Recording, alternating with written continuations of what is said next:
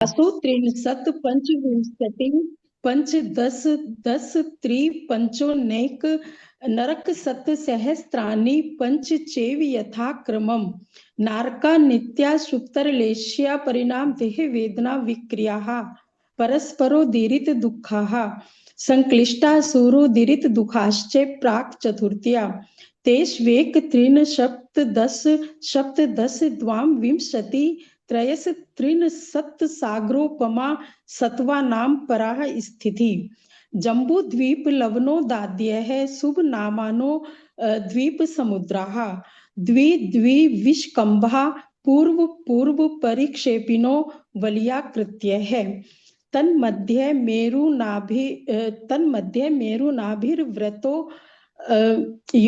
तन्मध्ये मेरुनाभिर्व्रतो योजन सतसहस्त्र विष्कम्भो वलयाकृत्यः भरत हेमवत हरि विदेह रम्यक हिरण्यवतैरावत वर्षा क्षेत्राणि त्वद्विभाजिने त्वद्विभाजिने पूर्वा परायताद् हिमवन महाहिमवन निषद नील रुक्मी शिखरिणो वर्षधर पर्वतः हेमार्जुन तपनीय वैडूर्य रजत हेममयः मणि विचित्र पार्श्वा उपरि मूले चैतुल्य विस्तारः पद्म महापद्म तिगिच्छ केसरी महापुंडरिक पुंडरिका हृदास्तेषाम् उपरि प्रथमो योजन सहस्त्रायाभ्यामस्तदर्थ विष्कम्भो हृदयः दश योजनावगः तन्मध्ये योजनं पुष्करं तद्द्विगुणा हृदयः पुष्कराणि च तन्निवासिन्यो देव्यः श्री ह्रीं धृति कीर्ति बुद्धि लक्ष्म्यः पल्योपमिस्थित्य सामानिक परिषत्कः गंगा सिंधु रोहिद्रोहिताश्य हरिद्वद्रिकांता सीता शीतोदा नारी नरकांता स्वर्ण रूप्यकुला रक्ता रक्तोदा सरितस्तन्मध्यगः। बस ये आपने पूरे बिना देखे बोले? हाँ दीदी बिना देखे बोले। क्या बात है भाई, सब लोग क्लैप कीजिए एक बार सुषमा जी के लिए। बहुत ही एकदम स्पष्ट उच्चारण, और दूसरा पूरे याद किए हैं, बिल्कुल भी बुक में से नहीं देखा है उन्होंने। बहुत ही बढ़िया। कितने याद है आपको सूत्र? दीदी पूरा है याद। अच्छा। तीसरा भी। अच्छा, बहुत बढ़िया, बहुत ही बढ़िया। चलिए, अपना समय हो गया है तो अपन अभी क्लास ही प्रारंभ करते हैं।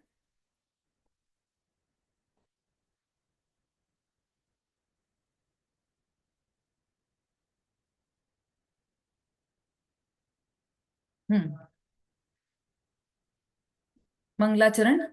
नमो अरिहंताणं नमो सिद्धाणं नमो आयर्याणं नमो उवझायाणं नमो लोये सवसाहुणम् मोक्षमार्गस्य नेतारं वेतारं कर्मबुभ्रतां ज्ञातारं विश्वतत्त्वानां वन्दे तद्गुणलब्धये। अच्छा, शोभा जी का हैंड रेज है, कुछ पूछना चाह रहे हैं क्या शोभा जी?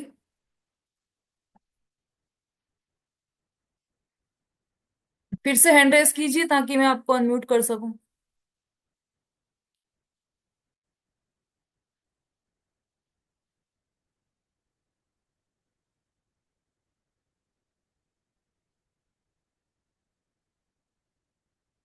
मुझे दिखाई। हाँ हाँ, शोभा जी बोलिए। जयश्री दीदी, वो सरिता का वो लिंक नहीं काम कर रही थी, तो इसलिए वो उसका ज्वाइन नहीं हो पा रही थी। इसलिए मैंने आपको फोन लगाया था कि वो आप उसको ज्वाइन कर लीजिए। अच्छा, फोन लगाया था, फोन तो नहीं आया।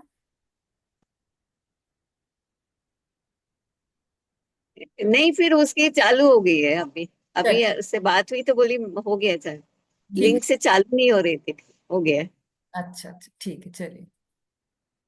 हाँ जी। तीसरा अध्याय चल रहा है हमारा तत्वार सूत्र का।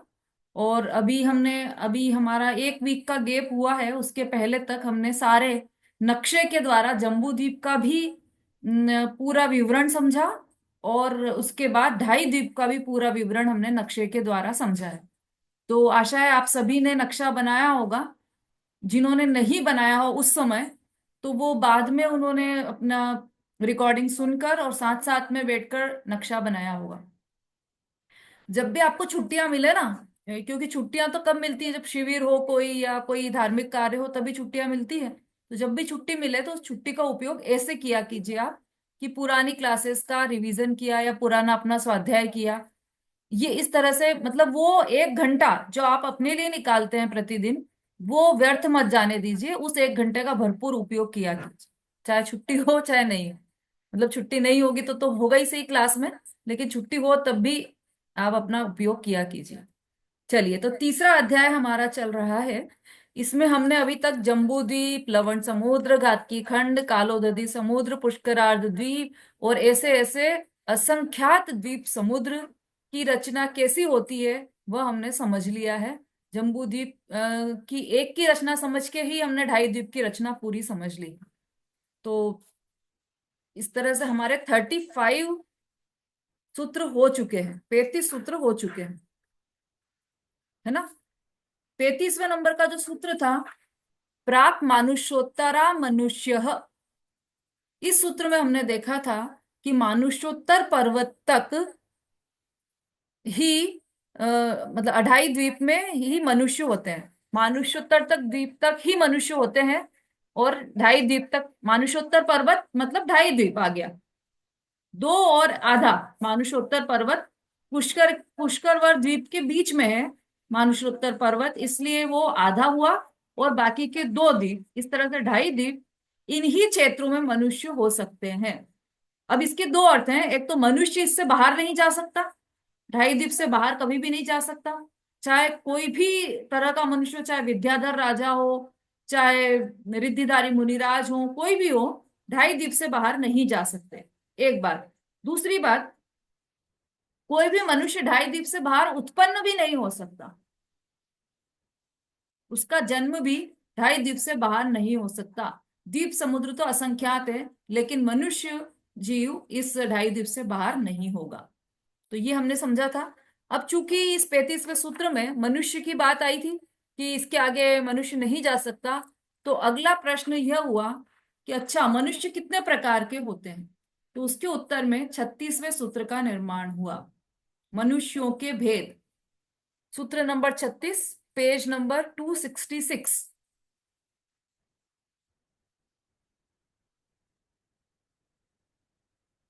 हम्म। मनुष्यों के भेद। आर्याम्लेच्छाश्च, आर्याम्लेच्छाश्च अर्थ, आर्य और म्लेच्छ के भेद से मनुष्य 2 प्रकार के हैं।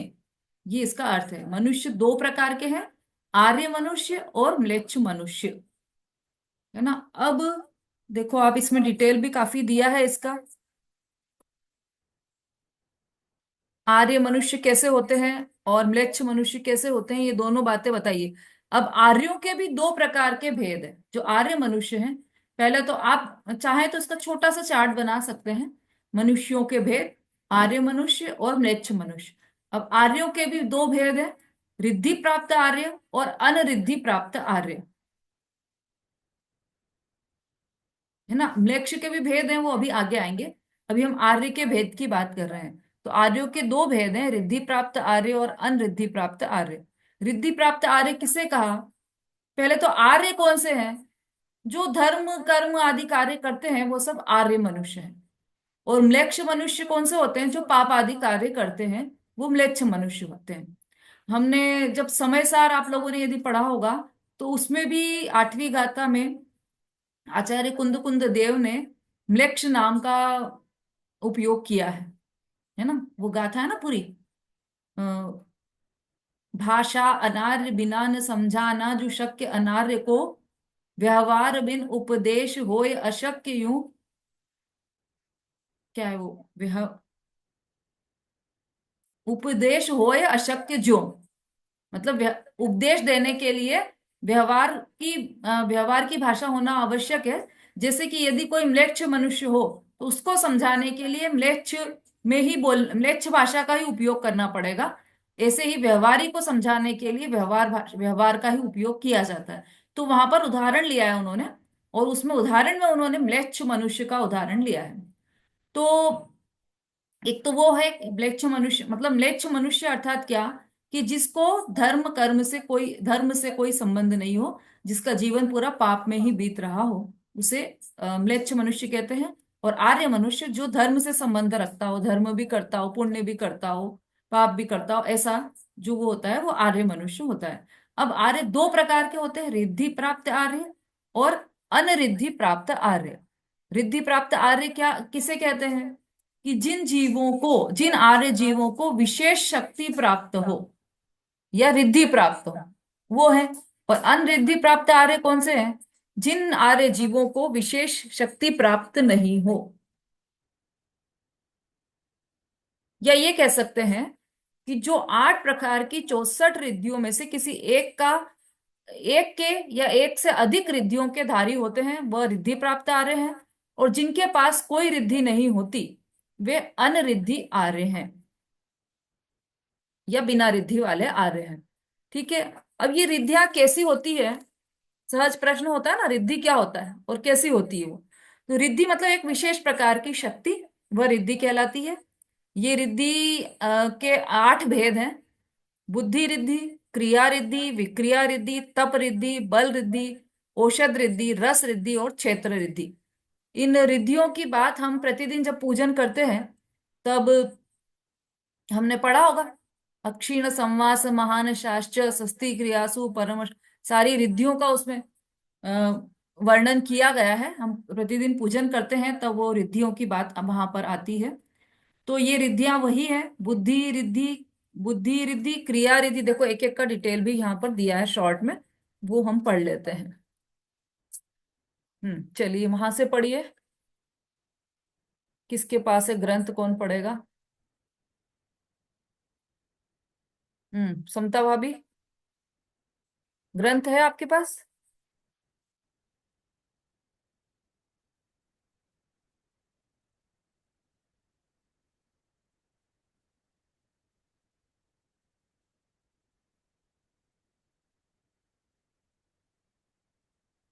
चलिए कोई बात नहीं। हाँ सरिता जी पढ़ी।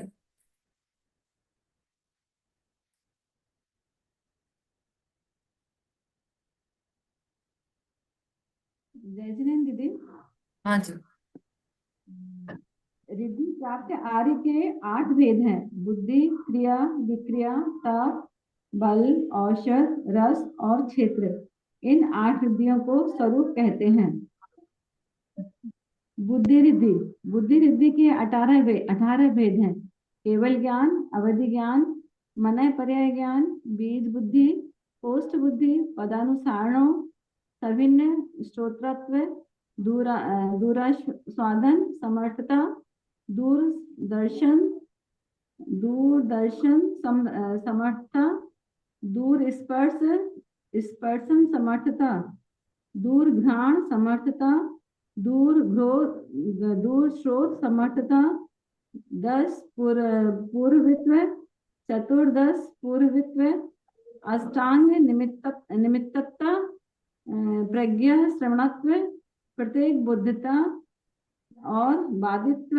इनका स्वरूप निम्न प्रकार है: केवल ज्ञान, अवधि ज्ञान, मनय पर्याय ज्ञान। इन तीनों का स्वरूप अध्याय 1 सूत्र 21 से 25 तथा 27 से 30 तक में आ गया है। हाँ चौथा बस, बीज बुद्धि। अभी अपन एक एक पढ़ते जाते हैं।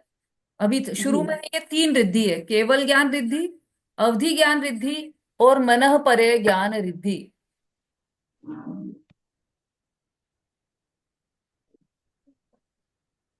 है ना? अब इसमें क्या लिखा है कि अध्याय 1 के सूत्र 21 से 25 निकालिए। अध्याय 1 का सूत्र 25 निकालिए।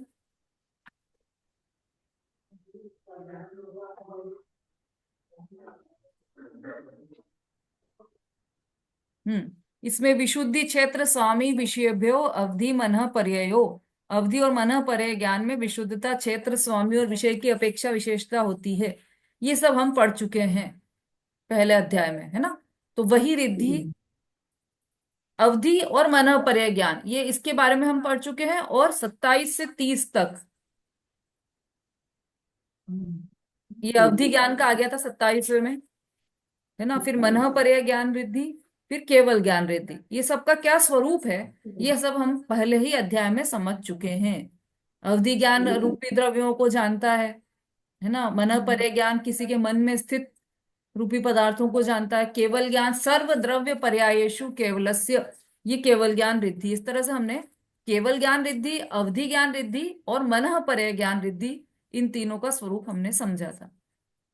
अब बीज बुद्धि, एक बीज पद के ग्रहण करने से अनेक पद और अनेक अर्थों का जानना, सो बीज बुद्धि है। मतलब एक बीज पद जान लिया, एक पद को जान लिया और उससे सारा पद जानने में आ गया, वो बीज रिद्धि है ना। मतलब इतनी तीक्ष्ण बुद्धि होना कि एक बीज रूप, जैसे बीज को जान लिया तो पूरे पेड़ को जानते हैं ना, ऐसे ही एक पद को जान लिया तो पूरे पद ज्ञान में आ गए, ऐसा। और पद और अनेक अर्थ का जानना, सो बीज बुद्धि है। फिर कोष्ठ बुद्धि, जैसे कोठार में रखे हुए धान्य, बीज इत्यादि बहुत समय तक जैसे के तैसे बने रहते हैं, घटते बढ़ते नहीं है, परस्पर मिलते नहीं है, उसी प्रकार दूसरे के उपदेश से ग्रहण किए हुए बहुत से शब्द, अर्थ, बीज जिस बुद्धि में जैसे के तैसे ही रहते हैं, एक अक्षर घटबट नहीं होते, आगे पीछे अक्षर नहीं होते, वह कोष्ठ बुद्धि है। कोष्ठ मतलब कोठी, कोठी बोलते हैं ना हम, अनाज की कोठी। तो उसमें हमने जैसे गेहूं रखे थे वैसे के वैसे ही है, एक गेहूं भी कम नहीं हुआ, एक गेहूं भी ज्यादा नहीं हुआ। ऐसे ही किसी की बुद्धि इतनी तीव्र हो कि उसने जितना ज्ञान ग्रहण कर रखा है उतना वैसा का वैसा ही बना रहे, वो कम नहीं हो, चाहे कुछ भी हो जाए, एक भी अक्षर घटे नहीं और एक भी अक्षर बढ़े नहीं, वैसा का वैसा ही ज्ञान रहे, वो कोष्ठ बुद्धि रिद्धि है। फिर पदानुसारिणी बुद्धि, ग्रंथ के प्रारंभ, मध्य और अंत का एक पद श्रवण करके समस्त ग्रंथ तथा उसके अर्थ का निश्चय करना, वो पदानुसारिणी बुद्धि है।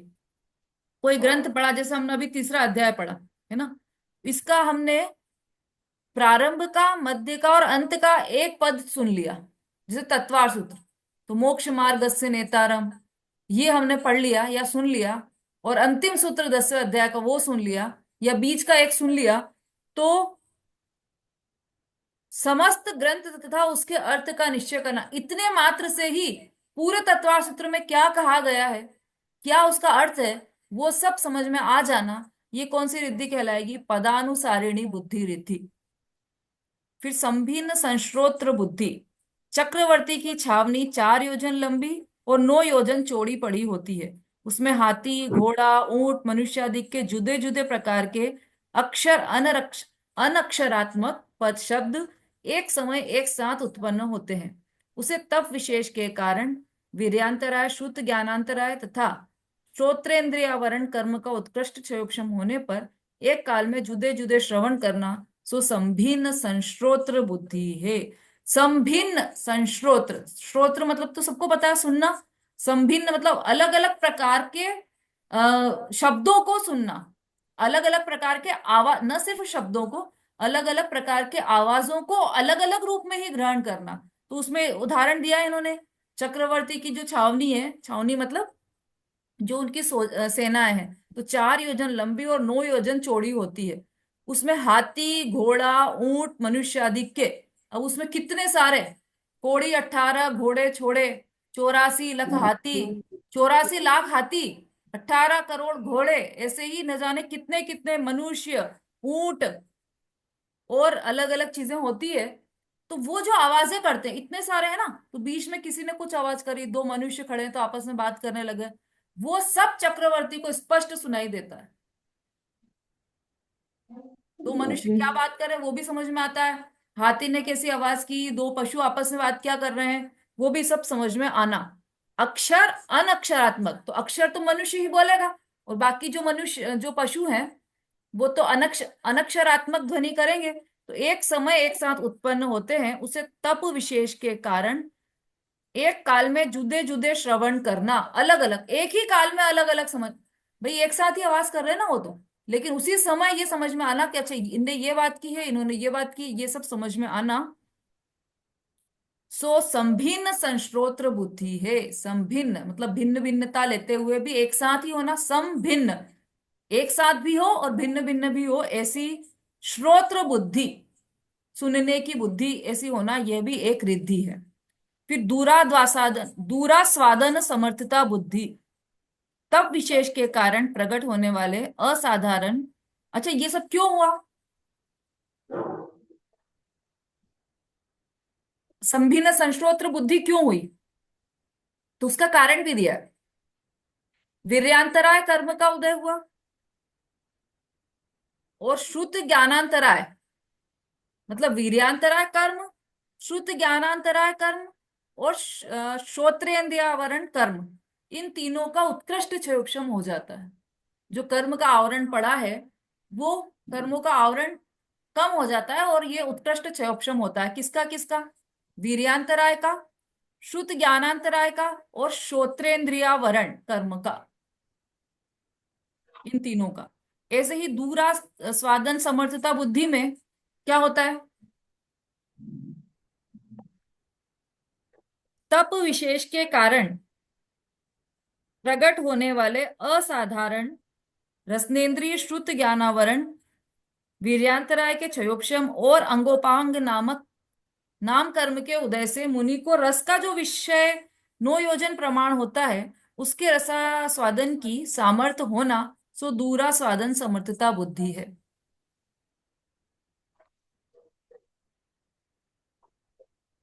आ रहा है समझ में? अच्छा वीडियो बंद हो गया है क्या? जी दीदी। हम्म।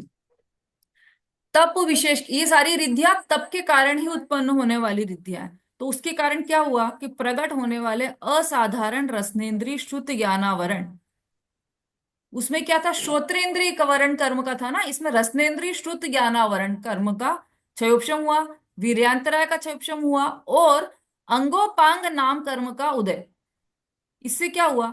मुनि को रस का जो विषय नो योजन प्रमाण होता है, उसके रसास्वादन की सामर्थ्य होना, सो दूराद्वासादन समर्थता बुद्धि है। 9 योजन दूर भी कोई चीज पड़ी है, उसका भी टेस्ट आ जाए, इतनी दूर पड़ी हो चीज, पड़ोस के घर में क्या बन रहा है तो हमको खुशबू आ जाती है कि अरे चावल बन रहे हैं पड़ोस के घर में, लेकिन 10 घर दूर क्या हो रहा है वो हमें नहीं पता, 50 घर दूर क्या हो रहा है वो हमें नहीं पता। 9 योजन तक का जानने वाले वो कहलाते हैं दूरा दूरा स्वादन समर्थता बुद्धि। दूर से ही रस का आस्वादन करने की ऐसी जो बुद्धि होती है, वह रिद्धि होती है। फिर अब ऐसे ही दूरदर्शन, दूर स्पर्शन, दूर घ्राण, और दूर श्रोत्र समर्थता बुद्धि, ये देखो अभी ये दो बताया ना। अब तीन संश्रोत बुद्धि। अब इसके बाद आस्वादन का बताया, स्वाद का बताया ना, तो सारे ही रस लेना, स्पर्श, रस, गंध और वर्ण, सबका इसमें आएगा। ऊपर लिखे अनुसार चक्षुर इंद्रिय, स्पर्शन इंद्रिय, घ्राण इंद्रिय और श्रोत्र इंद्रिय के विषय के क्षेत्र से बाहर बहुत से क्षेत्रों के रूप, स्पर्श, गंध और शब्द को जानने की सामर्थ्य का होना, सो उस नाम की 4 प्रकार की बुद्धि है। बुद्धि है मतलब बुद्धि रिद्धि, ठीक है। उस प्रकार की मतलब किस किस प्रकार की? विशु जी समझ में आ रहा है? काफी दिनों बाद दिखाई दिए आप। चलिए देखिए, हमने अभी क्या देखा था कि दूर 9 योजन दूर भी कोई चीज पड़ी है तो उसका स्वाद आ सकता है, ऐसी रिद्धि होती है। ऐसे ही 9 योजन दूर, मतलब इसमें है ना सबका अलग अलग है, अभी वो तो मेरे पास नहीं है लेकिन मेरे ज्ञान में है वो बात कि जैसे ये 9 योजन दूर का टेस्ट आ जाता है, ऐसे ही कितने ही योजन दूर का वो देख सकते हैं। और वो उसका माप दिया है, जैसे ये सुनने में तो 9 योजन का दिया है ना, इससे सबका अलग अलग माप है कि वो इतने इतने योजन हो सकता है। तो वो कई कई मीलों की दूरियां हैं ये सब। चक्षुर, दूर से ही चक्षुर, आपने चक्रवर्ती का सुना होगा कि वो सूर्य में अकृत्रिम चैत्यालय के दर्शन कर लेते हैं, सूर्य को देखते हैं तो उसमें जो जिनालय है उसके दर्शन करते हैं वो। तो इनकी उनकी आंख मतलब नेत्रेंद्रिय इतनी तीव्र होती है उनकी। तो ऐसे ही यहाँ पर ये जो बुद्धि रिद्धि है, दूरदर्शन बुद्धि रिद्धि, इसमें दूर का देख सकते हैं। दूर स्पर्शन इंद्रिय के द्वारा, दूर स्पर्शन बुद्धि रिद्धि में क्या होगा कि इतनी दूर कोई चीज पड़ी हो उसको भी वो जान सकेंगे कि वो ठंडी है कि गर्म है। उसको टच भी नहीं किया लेकिन इतनी दूर से भी वो जान सकते हैं। ऐसे ही घ्राण रिद्धि, तो दूर बहुत दूर हो और फिर भी स्मेल आ जाए, वो घ्राण समर्थता बुद्धि रिद्धि है। ऐसे ही श्रोत्र समर्थता बुद्धि रिद्धि, बहुत दूर का भी वो सुन सकते हैं, ये श्रोत्र समर्थता बुद्धि रिद्धि है।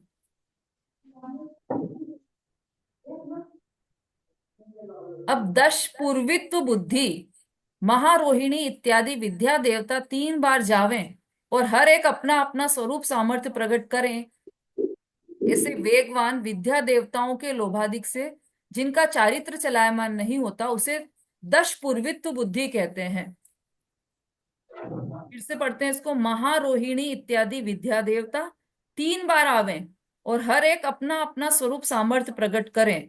कौन आए? जो देवता है वो अपने अपना स्वरूप सामर्थ्य प्रकट करें। ऐसे वेगवान विद्या देवताओं के लोभादिक से जिनका चरित्र चलायमान नहीं होता।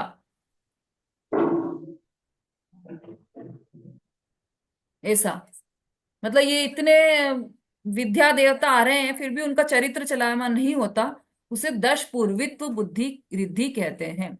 अब चतुर्दश पूर्वित्व बुद्धि, संपूर्ण श्रुत केवलित्व का होना चतुर्दश पूर्वित्व बुद्धि है ना, श्रुत केवली होना, ये चतुर्दश पूर्वित्व बुद्धि है। चतुर्दश 14 अंग है ना, 11 अंग 9 पूर्व, तो ऐसे 12 अंग है, ऐसे 14 पूर्व, 12 अंग 14 पूर्व है ना, तो ये चतुर्दश पूर्वित्व बुद्धि है। अष्टांग निमित्तता बुद्धि, अंतरिक्ष बोम अंग स्वर व्यंजन लक्षण चिन्ह और स्वप्न, ये 8 प्रकार का निमित्त ज्ञान है, उसका स्वरूप निम्न प्रकार है। अब ये 8 प्रकार का निमित्त ज्ञान है वो पूरा इसमें दिया है। चलिए कोई पढ़िए इसको, निमित्त ज्ञान को, कैसा कैसा निमित्त ज्ञान होता है, पढ़िए मंजू जी। दीदी आज किताब नहीं छूंगी मैं। अच्छा हाँ हाँ, सुषमा जी पढ़िए। हाँ। देखिए सुषमा जी, सरिता जी कितनी जल्दी जल्दी हैंड रेस करते हैं, इसलिए इनको पढ़वाते हैं। किसी को ऐसा लगता है कि हमको तो पढ़वाते ही नहीं और उन्हीं उन्हीं लोगों को पढ़वाते हैं। भाई जिनके हैंड रेस होते हैं उन्हीं से पढ़वाते हैं और जिनके जल्दी हो जाते हैं उनसे पढ़वाते हैं। चलिए सुषमा जी। अष्टांग निमित्ता बुद्धि, अंतरिक्ष भौम अंग स्वर व्यंजन लक्षण चिन्ह और स्वप्न, यह 8 प्रकार का निमित्त ज्ञान है, उसका स्वरूप निम्न प्रकार है। सूर्य चंद्र नक्षत्र के उदय अस्तादि को देखकर अतीत अनागत काल को जानना सो अंतरिक्ष निमित्त ज्ञान है। पृथ्वी की कठोरता, कोमलता, चिकनाहट या रूखापन देखकर विचार करके अथवा पूर्वादि दिशा में सूत्र पढ़ते हुए देखकर हानि वृद्धि जय पराजय इत्यादि को जानना तथा भूमिगत स्वर्ण चांदी इत्यादि को प्रकट जानना सो भौम निमित्त ज्ञान है। अंगोपांगादि के दर्शन स्पर्शनादि से त्रिकाल भावी सुख दुखादि को जानना सो अंग निमित्त ज्ञान है। अक्षर अनक्षर रूप तथा शुभाशुभ को सुनकर इष्टानिष्ट फल को जानना सो स्वर निमित्त ज्ञान है। मस्तक मुख गर्दन इत्यादि में तिल मूरल लाख इत्यादि लक्षण देखकर त्रिकाल संबंधी हित अहित को जान लेना सो व्यंजन निमित्त ज्ञान है। शरीर के ऊपर श्री वृक्ष स्वस्तिक कलश इत्यादि चिन्ह देखकर त्रिकाल संबंधी पुरुषों के स्थान मान ऐश्वर्य आदि विशेष का जानना सो लक्षण निमित्त ज्ञान है। वस्त्र शस्त्र आसन शयनादि से देव मनुष्य राक्षस आदि से तथा शस्त्र कंटकादि से छिदे हुए को देखकर त्रिकाल संबंधी लाभ अलाभ सुख दुख का जानना सो छिन्न निमित्त ज्ञान है। बात पीत कफ रहित पुरुष के मुख में पिछली रात्रि में चंद्रमा, सूर्य, पृथ्वी, पर्वत या समुद्र का प्रवेश आदि का स्वप्न होना सो शुभ स्वप्न है। घी तेल से अपनी देह लिप्त और गधा ऊंट पर चढ़कर दक्षिण दिशा में गमन इत्यादि स्वप्न अशुभ स्वप्न है। उसके दर्शन से आगामी काल में जीवन मरण सुख दुखादि का ज्ञान होना सो स्वप्न निमित्त ज्ञान है। इन 8 प्रकार के निमित्त ज्ञान का जो ज्ञाता हो उसके अष्टांग निमित्त बुद्धि रिद्धि है। दीदी इससे आगे का पढ़े। बस अभी इतना समझ ले अपन।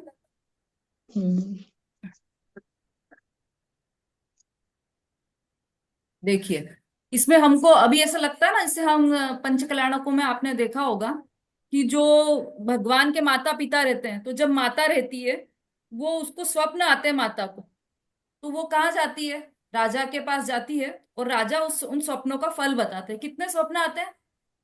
16 16। 16 स्वप्न 16 स्वप्न 16 स्वप्नों का फल बताते हैं, पूरे एक एक का। वो पूरे फल पंचकल्याणक में देखे होंगे आपने कि किस स्वप्न का क्या फल है।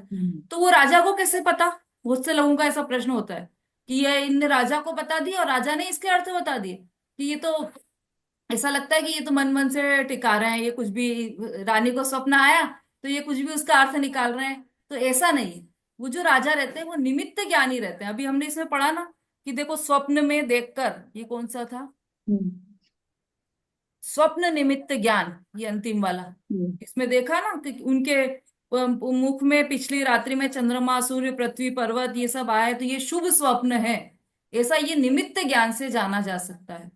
और ये सब भूमि से, ये भूमि का कठोर स्पर्श है, कोमल स्पर्श है, तो फिर अंदर क्या होगा, ये भूमि वाला है ना, भौम निमित्त ज्ञान है। ऐसे सारे हमने ये जो पढ़े, ये सब निमित्त ज्ञान, ये सब किसमें आते हैं? अष्टांग निमित्तता बुद्धि रिद्धि में आते हैं ये सब। अब इसके बाद देखिए, प्रज्ञा शमनत्व बुद्धि, किसी अत्यंत सूक्ष्म अर्थ के स्वरूप का विचार जैसा का तैसा 14 पूर्वधारी ही निरूपण कर सकते हैं, दूसरे नहीं कर सकते। ऐसे अर्थ का जो संदेह रहित निरूपण करे, ऐसी प्रकृष्ट श्रुत ज्ञानावरण और वीर्यांत राय के क्षयोक्षम से प्रकट होने वाली प्रज्ञा शक्ति प्रज्ञा शमनत्व बुद्धि है।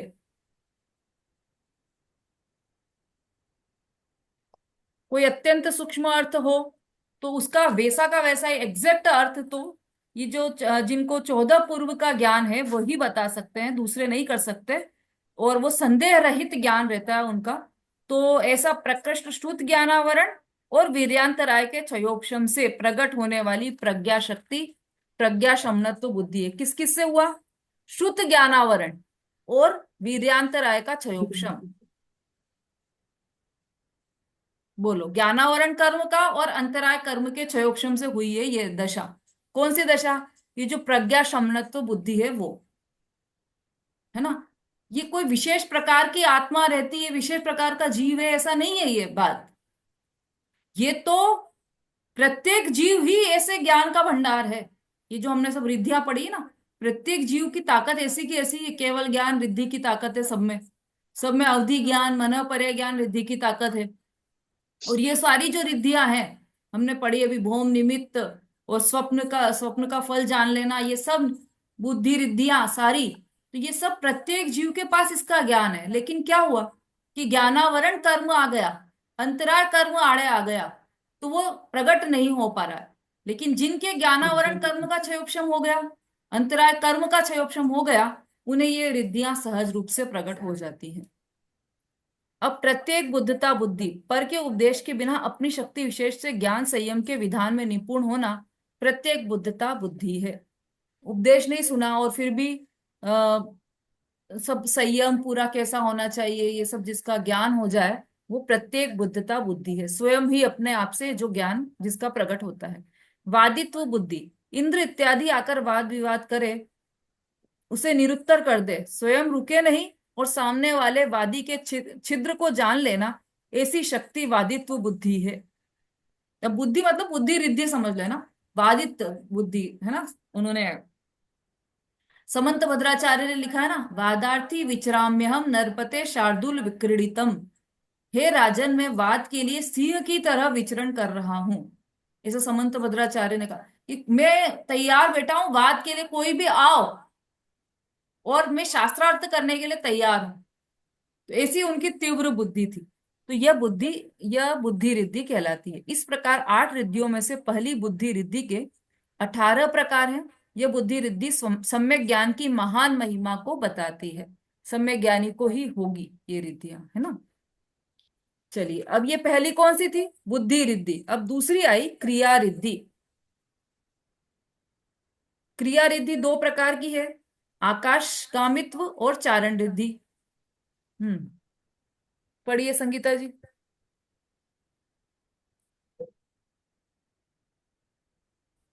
क्रिया रिद्धि 2 प्रकार की है, आकाशगामित